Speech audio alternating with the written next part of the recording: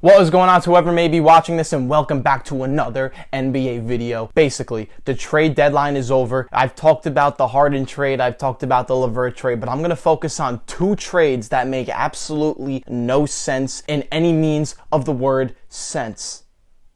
Did that make sense? Here we go. We're going to keep this short and sweet. So the first trade we're going to talk about is the Kings and Pacers trade, where basically the Pacers got Tyrese Haliburton and the Sacramento Kings got Sabonis. The full trade details are this. The Pacers get Haliburton, Buddy Hield, Tristan Thompson, who is absolutely fucking atrocious and has 7 baby mamas, and a 2027 second round pick. The Kings receive Sabonis, Jeremy Lamb, and Justin Holiday. So to start it out, we'll look at the Pacers. This is great. You're blowing it up to begin with, and you're getting Tyrese Haliburton, who this year was the Kings' best player. So I'm not even going to talk about the Pacers anymore. What in the world are the Kings doing?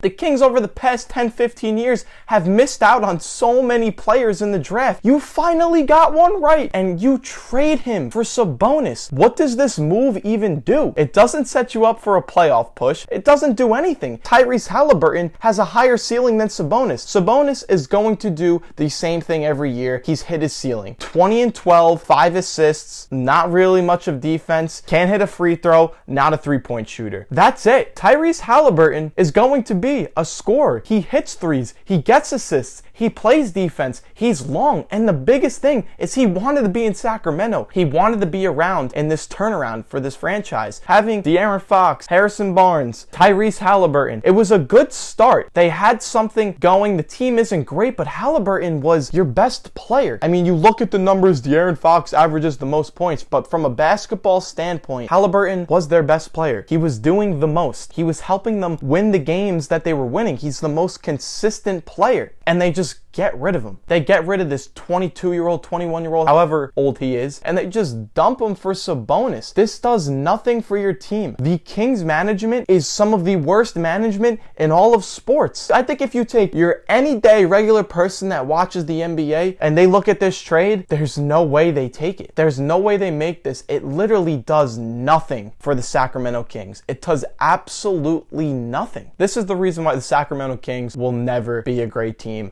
under this management. I don't even know who their fucking general manager is, but he's absolutely atrocious. It's just, like, I just do this every time I see a fucking Kings move. Like, what the fuck was that? What the fuck was that? Oh, here we go again. They just do nothing. I would rather Tyrese Haliburton than De'Aaron Fox, if I was to be honest. But hey, Haliburton goes to the Pacers. In his second game, he drops 16 assists.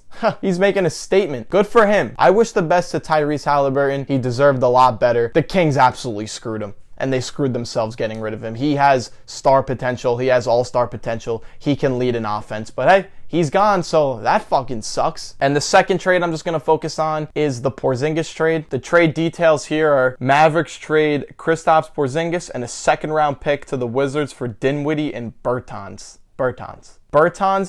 has underperformed immensely this year. I remember seeing him sign like a $90 million contract just because he can hit threes. And that was great because, you know, you're seeing a lot of shooters get paid. Duncan Robinson got paid. But guess what? Once you stop hitting threes, you're trash. I haven't heard anything about Bertans this year. He's been absolutely atrocious. And Dinwiddie, we've heard a lot of things going on there. He does not really getting along with the locker room. He doesn't really fit there. He's not having a great year. But the point is, the Mavericks just traded Porzingis and they gave up a pick for Dinwiddie and Bertans. This came out of nowhere. No one was really expecting this. I wasn't expecting this. But I feel like if teams knew that Porzingis was on the block, there is definitely a better trade scenario for the Mavericks. Defensively this year, Porzingis has stepped it up. He was a great anchor in that defense. He's able to shoot threes. He's extremely efficient. But like the only issue, and it's been his issue his whole entire career, is he can't stay healthy. He plays 10, 15 good games. He sits 5. But the thing is, what they got in return doesn't make sense. They didn't get a shot blocker in return,